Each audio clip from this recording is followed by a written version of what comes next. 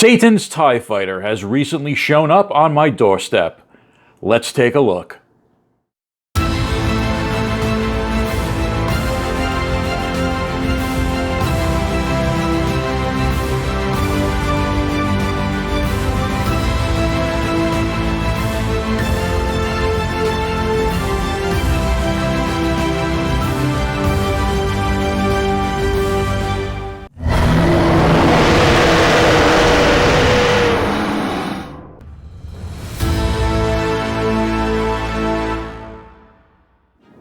Hello and welcome back, and what you see before you is the Roboskull Mark II, created by Skeletron. This started as a Kickstarter campaign that has been several years in the making. I wanted to back the Kickstarter, but at the time I did not have the funds, but luckily after the project was funded, Skeletron kept orders open via BackerKit. So earlier this year I was able to get the funds and order one. So unlike the original Kickstarter backers, I didn't have to wait several years for this, only several months. But from the response I've seen from other collectors, the people that did back the original campaign have no regrets because this is a fantastic looking toy. The original Roboskull toy was released as part of the Action Force toy line by UK-based toy maker Palitoy in the 1980s. That original toy being created by Palitoy designer Bob Breakin. Like many collectors that grew up in the US, I had little to no knowledge about Palitoy's Action Force toy line. In the 80s, I saw some imported comics from the UK in a comic shop that said Action Force that featured the G.I. Joe characters. So I assumed that Action Force was simply the name of G.I. Joe over in Europe. But Action Force had a rich history before their involvement with G.I. Joe. As an adult collector, I learned more about Palitoy and Action Force mostly by watching YouTube videos, specifically videos created by Tony of the Analog Toys YouTube channel. Tony has produced a documentary about the history of Action Man, the 1/6 scale precursor to the 1/18 scale Action Force, which included interviews with many of the original Palitoy employees that created the toys. He also produced a fantastic multi-part video series about the history of Action Force. So if you want to learn more about the original Action Man and Action Force toys, Analog Toys is the place to go, and I will leave a link to that channel in the description of this video. Like many collectors first discovering the original Action Force line, I was immediately drawn to the Roboskull vehicle. In the cold open for this video, I refer to this vehicle as Satan's TIE Fighter, because it does have a rudimentary resemblance to the iconic Star Wars vehicle. The giant red skull in the center acts as the pilot's cockpit and also holds most of the vehicle's weapons, and the two translucent black wings on the side have vertical takeoff and landing capability. But before we get into the details of this vehicle, let's take a look at the packaging. The Roboskull Mark II arrived in a very large, sturdy cardboard shipper box. And even the shipper box on this item was designed to be collectible, with a lot of nice graphics on the outer carton. Inside there was another box, and inside that was the actual Roboskull package. Now originally this was also wrapped in plastic, and it was surrounded by plastic corner pieces to protect it. So a lot of thought and care went into even the packing of this item to make sure collectors got it in as pristine a condition as they could when they received it. The artwork on this box is absolutely gorgeous. It is very rare to see toy boxes like this anymore. Back in the 70s and 80s, we saw packaging like this all the time. Back then, toy boxes were treated like canvases where different illustrators could create these beautiful, attractive versions of the toy inside to entice little kids to pick that toy off the shelf. These days you do see nice artwork on various card backs here and there. I know Super 7 does some very nice artwork on their Reaction line, but it's very rare to see a big box toy get this type of artwork. The only thing I can think of in recent memory would be the play sets from Motu Origins. Castle Grayskull, Snake Mountain, and Eternia all had those beautiful 80s throwback box designs. And even when you do see artwork on modern toy boxes, a lot of it might be obscured by the branding and the legal indicia and all the nonsense they have to put on boxes these days. Not so with this package. This is all about the artwork. The only text we have is the age range up in the top corner there. Skeletron's logo there, and Roboskull Mark II in the bottom corner. And I like how they designed the box with one corner sort of flattened out up here, where you can see the Skeletron logo. On one side of the box, you get an illustration of the vehicle done all in red on a black background. It is very sharp looking. And on the other side, you get some illustrations of the figures that are included. The vehicle's pilot, the Red Shadow's Blood Wolf, and the small robotic assassin Skeledrones. On the top of the box is a listing of all the different features of the toy. On the back of the box are the photographs of the actual toys included. The vehicle, the figures, and all the different accessories and blast effects. And on the back of the box, we get another nice image in red of the actual toy, plus the credits. And it's really nice to see this. I think more toy companies should do this and give credit to the different designers on the actual toy. Especially when the toys are being aimed at adult collectors. We're the ones that love to look into the history of things and love to know who actually designed these products. Listed first on the credits is Palitoy designer Bob Breakin, who created the original Roboskull toy and was involved in the creation of this Mark II. We can also see the box artist. That big beautiful piece of artwork we were just looking at was done by Ian Kennedy and Gary G, and the character illustrations on the side were done by Ken Kelly. Someday I'd like to do a full video on Ken Kelly because he created my favorite toy packaging art of all time with his work on Mego's Micronauts line in the late 1970s. Also inside the box was this large laminated envelope, and that held several things. We have an 8-page instruction booklet that shows you how to assemble all the different parts and pieces, and all the features of the toy. There are 2 sheets of labels. Now, I could not find instructions as to where exactly to place these labels, but if you put labels on any amount of toys like Transformers and G.I. Joe, you could probably figure it out. Many of them are shaped to the place where they're supposed to go. There's a set of black labels that I believe are glow in the dark, that are mostly for the wings, and then a smaller sheet of labels that go inside the cockpit. I've decided not to put any of the labels on this toy. I think it looks good as is, so I'm going to keep the labels off it. And there is also a very large blueprint sheet for the toy. This shows all the different details of the vehicle, and this is very similar to the blueprint that came with the original Palitoy Roboskull, so this is a very nice touch. Now let's get into the meat and potatoes of this video, the actual toy itself.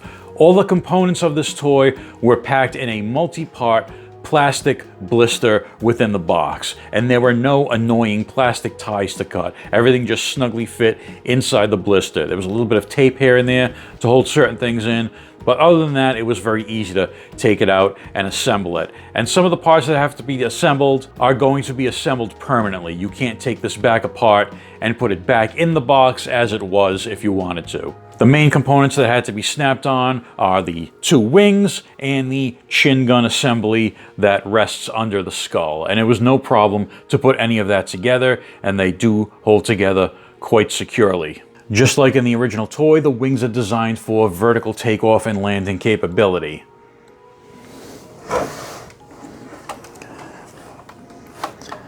They are ratcheted with very strong ratchets, so you can position them as you like. These points on the wings also fold out, like so.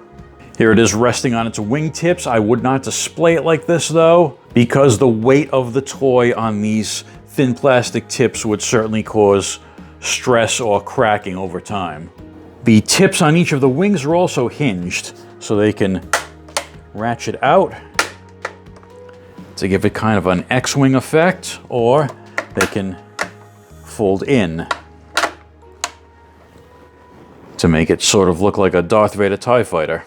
There is a cannon on each of the wingtips with a hole in it, and we are provided with a blast effect for each one of those cannons that just posts right into these holes. And that's how it looks with the attached blast effects. There are 2 different accessory options for the eyes of the skull. The first are these glowing orbs, which gives it a glow-in-the-dark eye look. And the second option are these rotary cannons that are similar to the original Roboskull. I did put these in first, but then I decided to change to the rotary guns, and I had a heck of a time getting these back out because these do recess pretty far into those eye sockets, and my man fingers couldn't get in there well enough to loosen these, so I had to use a pair of needle nose pliers to get them out, and I did scratch a little bit of the paint off one side of this one. So if you're going to put these in, have a plan to safely get them back out without ruining them. The chin gun is on a jointed post, which is also very well ratcheted, so you can pull this out, and it comes down like that, and that gives you room to open the jaw. The jaw on the skull is hinged, and inside the mouth you have an array of weapons. Now these little yellow missiles were separate pieces that I installed in there, and there's also a post hole in there to accommodate this electrical energy effect. And that also looks pretty cool, spitting blue electricity out of the skull mouth. In the back of the vehicle, there is a small gun that will rotate up and down, and there is a removable compartment. Now, in the original toy, this was called the brainwashing chamber. The blueprints for this toy call it a transport unit. And in here, we have the 3 assassin Skeledrones. They have little holes on the back of their heads, and there are 3 little posts in the back of the chamber where you can post them all in for storage. And they come out, and each of these has 5 points of articulation. The 4 legs move, and the head moves around. So these are cool little additions, but you can also take those out and use this as transport for a figure as well. The chamber itself has some really, really nice both sculpted and painted detail on it.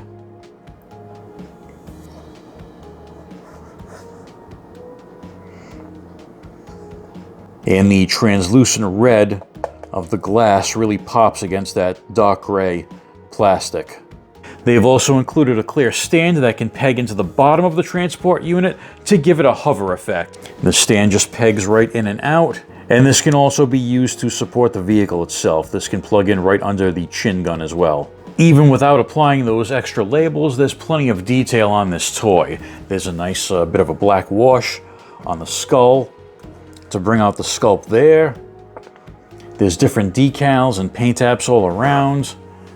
Some red splashes on the wings. There are these nice blue effects around all the engine ports, and some silver and black detail on other red parts of the vehicle.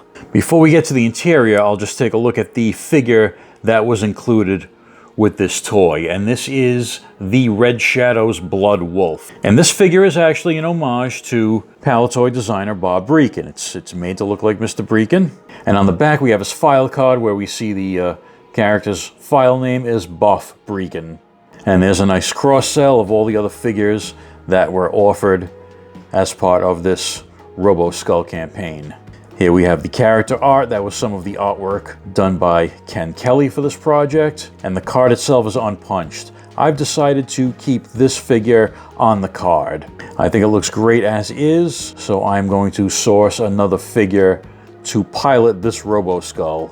One of the big selling points for this toy was that it came with 2 interchangeable seats for the cockpit to accommodate both 1/18th scale and 1/12th scale figures. The 1/18th scale cockpit can hold 2 figures, one for the pilot and one for the rear gunner, and the 1/12th scale cockpit holds 1 figure. And these are very easy to interchange.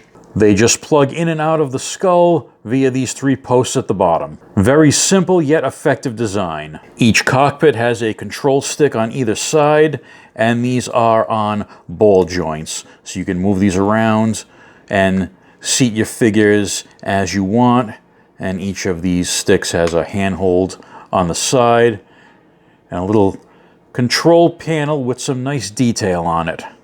To help me demonstrate the 1/18th scale cockpit, I have a O-ring 3 3/4 inch Cobra Trooper and a 4-inch scale Gorgills from the Eagle Force toy line. And this is a figure that's made to be an homage to the Palitoy Action Force Kraken figure. And there's how those 2 fit. Plenty of room in there, and there's also room to put any accessories you might want to store in there as well. And to demonstrate how a 1/12 scale figure fits in the cockpit, I couldn't think of anyone better than this rotten bastard. He's been waiting months for a chance at this. And here's old Scully sitting inside that vehicle, and he looks pretty happy. Look at that smile on his face. I shall finally destroy you, Captain America. One other thing I'll mention that has added play value, the chin gun can detach from the post it's attached to, and you can attach either one of those cockpit seats to it, and add that little clear hover stand, which creates a little hover chair configuration that the instructions call a speeder. Skeletron did offer a separate additional flight stand that you could purchase to display the Roboskull. The flight stand makes it seem it's hovering a bit off the ground, but where I'm displaying it, I didn't have the real estate up top to display it really high, so I decided not to get the flight stand. So as I'm displaying it, it's resting on the engine parts of the two wings, plus that clear stand underneath, and that seems to give it pretty good stability for display without stressing any of the parts too much. Well, I think I've covered all the play features of this Roboskull Mark II. This is an excellent toy. From the packing to the presentation to the construction, everything about this looks to be very high quality. And looking at some of the names involved in the creation of this toy, it certainly was a labor of love. And it seems to be receiving a lot of love from the collector community. The good news is, if you're seeing this for the first time and you want this vehicle, it is still available at Skeletron.com, along with several of the figures that were created to coincide with this project, so you can still get one of these. So did any of you order the Skeletron Mark II? If you did, what are your impressions? And for those of you that didn't, are you tempted to order one now? Let me know in the comments below. As always, thank you for your time and attention, and I will see you in the next video.